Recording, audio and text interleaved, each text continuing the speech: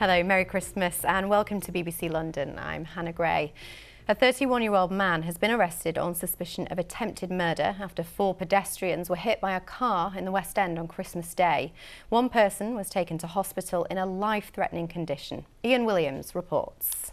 It was in the heart of London's West End Theatre District here on Shaftesbury Avenue that this happened at just before 1 a.m. on Christmas Day morning. Reports say a car was seen driving on the wrong side of the road, and the police say they believe the suspect was involved in an altercation at a nightclub before getting into a vehicle and then mounting the pavement. 4 people were injured and taken to hospital, but the suspect arrested within just a matter of minutes. Forensic teams had to spend Christmas Day working here at the scene, collecting things like shoes, and actually not very far at all from here, a secondary cordon covering Great Windmill Street heading up into Soho. Police say that they think this is an isolated incident, it's not terror related, and their investigation continues.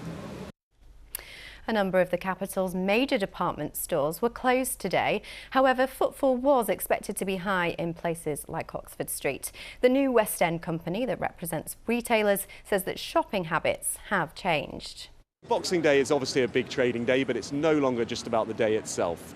Festive spend throughout November and December will be up, but it's also not just about transactional retail. There's leisure spend as well, and we estimate that 1 in every £5 spent in the West End during this period is actually now on leisure activity. So whether that's a trip to the museum, getting in some crazy golf, or even getting spa treatments, you can do it all here in the West End.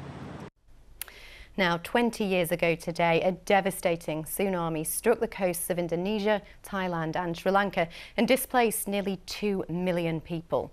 It was one of the largest natural disasters in recorded history. Annie Nakvi from southwest London was in Sri Lanka at the time and says she remembers it not just as the day when she nearly lost her life, but one that gave her new purpose, as Alpa Patel now reports. At least 8,000 people die after a powerful earthquake hit South Asia. It triggered giant waves which hit India, Sri Lanka, the Maldives, Thailand and Indonesia. The door to my hut flung open, so the water started to come in from all sides, from the top and middle, everywhere of the door, all the windows, and within like milliseconds I was underwater and drowning and fighting for my life. Annie Nakvi was visiting a friend in Sri Lanka when the tsunami hit. I was literally rolling around like a grain of rice in a washing machine, is the only way I can describe it. I didn't really surface until the hut disintegrated. When I saw the shards of light, I realised I was on the bottom of the hut, so then I was able to at least start to try and orient myself up to the top of the hut. But then I got trapped underneath a falling building, and that was the second time that I thought I was going to die. Annie did survive, but the horrors of what she saw are still with her. I remember the scene where you're looking out from the hut and you can see everybody running, and then they just all disappear under the glassiness of the water. And I get goosebumps even talking about that now, 20 years later. She was eventually airlifted and arrived back in London on New Year's Eve. Coming home was just so bizarre because everything was neat and tidy and in its right place, and you know, and it was this real kind of like cognitive dissonance of like, I don't understand. I've come from this scene of death and destruction and, you know, Armageddon, and now I'm coming home to a nice orderly kind of, you know, place. Annie suffered post-traumatic stress. She was also diagnosed with stage 4 cancer. Over the last 2 decades, she's been on a healing journey and has written a book to help others. The tsunami was the catalyst for me finding my purpose. That second chance I got, you know, I have a mission to inspire, empower and transform the lives of over 250,000 people. And that's in honour of the same number of people that died in the tsunami.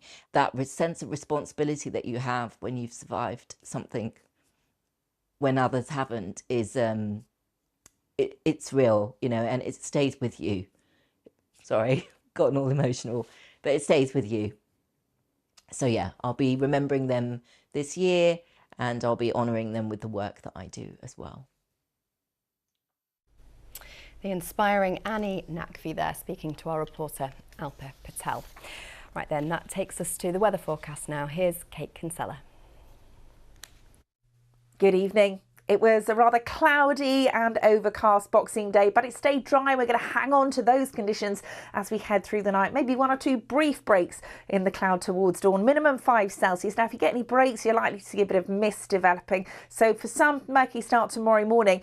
Still got the cloud tomorrow. I'm afraid it is going to remain grey, but dry, and the wind is light, and temperatures again relatively mild at 9 Celsius. For the weekend, we're looking at a cloudy start to Saturday, brighter for the afternoon. Sunday, the welcome return of some winter sunshine. It stays dry through the weekend, and temperatures still relatively mild. A bit breezier through the end of Sunday and into Monday. Thanks, Kate. That's all from me. We'll be back on BBC One tomorrow lunchtime. Have a good evening.